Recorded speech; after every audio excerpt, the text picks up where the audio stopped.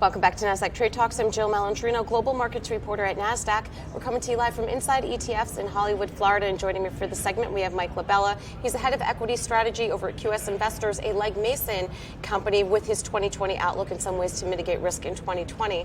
It's great to see you, Mike. Thanks for joining us. And a lot of market drivers to kick off the year. In January, it has not been a slow news cycle, that's for sure. What are some of the bigger areas you're looking at? Really was going to be how the market was going to handle a couple of really large risk events at the end of 2019. We thought about the trade deal with China, we had the global economic slowdown, we had conflict in the Middle East, and what really started to happen was all those things seemed like they were going to work out okay. So the market took a big sigh of relief and volatility has been at an all-time low. But the key difference is that 2020 doesn't have the Fed. The biggest market mover last year was the Fed decreasing rates 3 times and the restarting of QE, not QE. In 2020, it's going to be a look back to fundamentals and company earnings, and that's really going to be the key market driver. Yeah, even earnings that we're getting this week. I mean, the big Nasdaq 100, the Apple, Microsoft, Amazon.com. For all these companies that have had this move and strategists are thinking about valuations, you're really going to have a pretty good quarter to justify the levels that stocks are at right now. Do you think earnings will match where the valuations are? Yeah, I mean, right now expectations are priced for perfection. Last year, market was up over 30%. 90% of that was multiples expansion. So the earnings have to follow through right now, and we're at levels that we've not seen since 1999. You take those 5 big stocks in the S&P 500, they account for 17% of the total S&P 500, which is actually higher than the threshold of the top 5 stocks back in 1999. So that means one disappointment from sky-high expectations could have a pretty profound impact on the market. So we think investors, while the base case scenario is that it's probably going to be decent, 1 or 2 bad misses could have a very significant impact. So investors have to start diversifying away from that big tech trade that did really well last year into some of the other sectors that lagged last year. All right, now what are some of the ways that you can mitigate this kind of risk in 2020? Yeah, so we think equities is still the place to be. We think markets are going to go up. We're not going to dive into recession in 2020, but it's time to start taking some risk off the table, and we'd like to do that with a couple of sector plays. Companies like in the utility sector, consumer staples, real estate.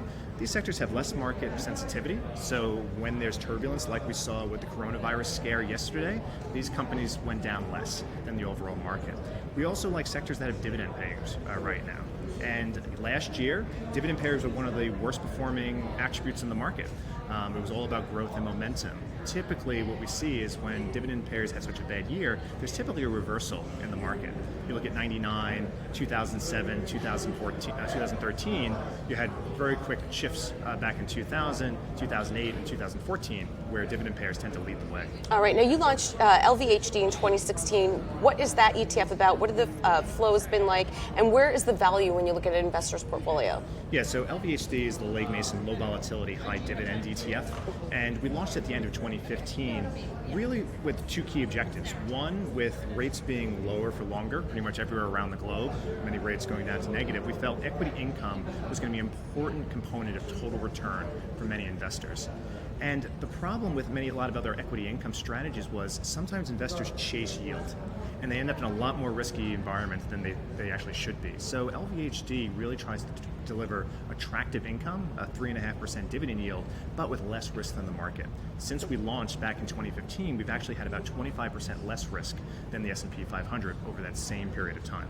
Right, and dividends have been a big topic here at Inside ETFs, and there really is a difference between a solid dividend payer versus something that is high yield. There's a reason why they're yielding higher. So you're screening for those stocks that are a more safe capital bet, but they're consistent with their dividends. Right, you have to look, you can't just look at the yield, and that just becomes really attractive. You see that juicy 5% dividend yield, but that could be a signal for a distressed company. So what we like to say is we like to look for sustainable dividend yield, and what that means is it's a high dividend yield, but it has the profitability and earnings to support the dividends. And you can do that through really simple rules, even things like payout ratios below 100%.